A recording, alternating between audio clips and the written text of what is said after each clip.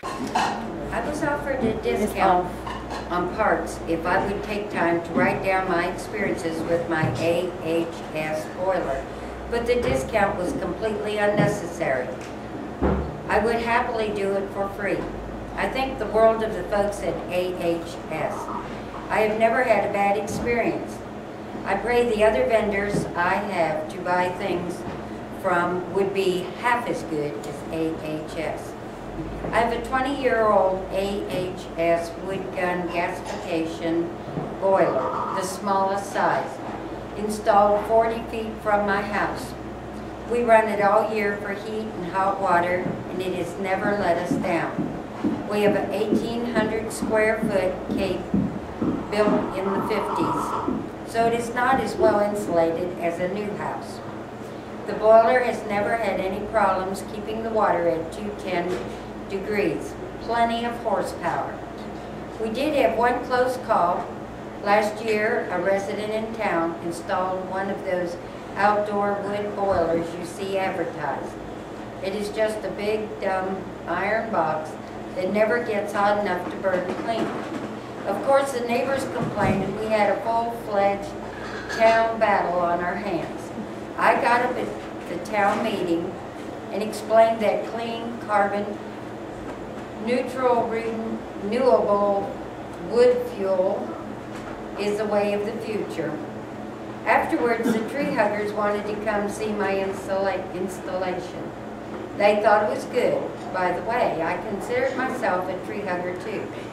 I am so glad I chose gasification. I feel pretty sure we would have been shut down.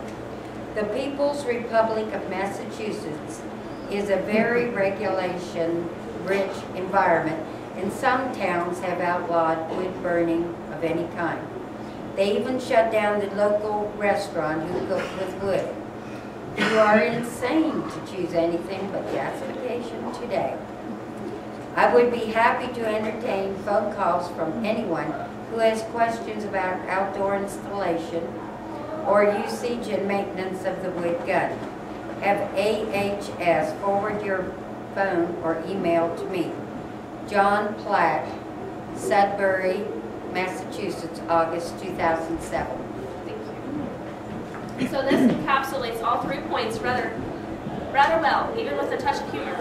That the environmentalists in Massachusetts there did not shut them down as they could have because of how clean it burned.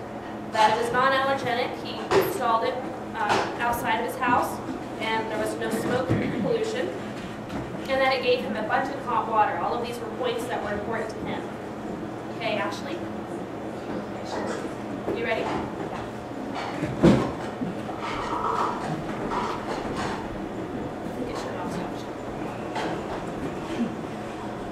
I have used an E140 wood gun boiler for 1 year.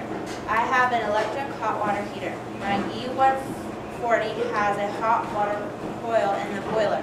It cut the electric bill by $30 when we are in the wood burning season. We had wood heat all of my life. The wood gun boiler cycles on and off as needed. Cleaning, which you have to do with any wood burning device, is easy.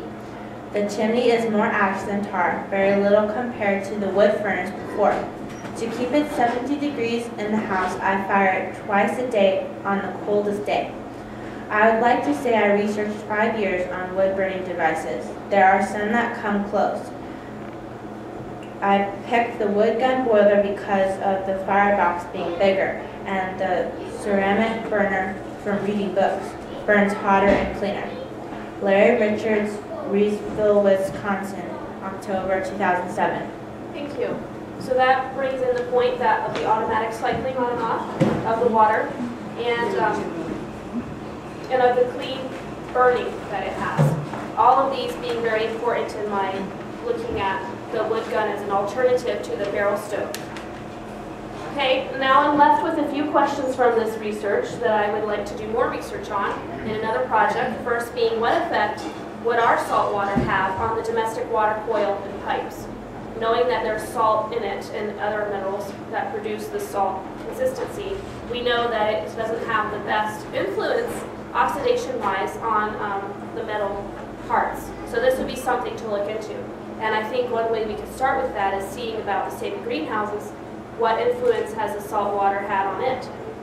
And another question is, along with that, would there be some kind of oxidation preventative, barring a miracle in our water that takes out the salt? Would there be an oxidation preventative for the heating pipes? Not the domestic pipes, but the heating pipes that we could put in the water to help it keep oxidation at bay.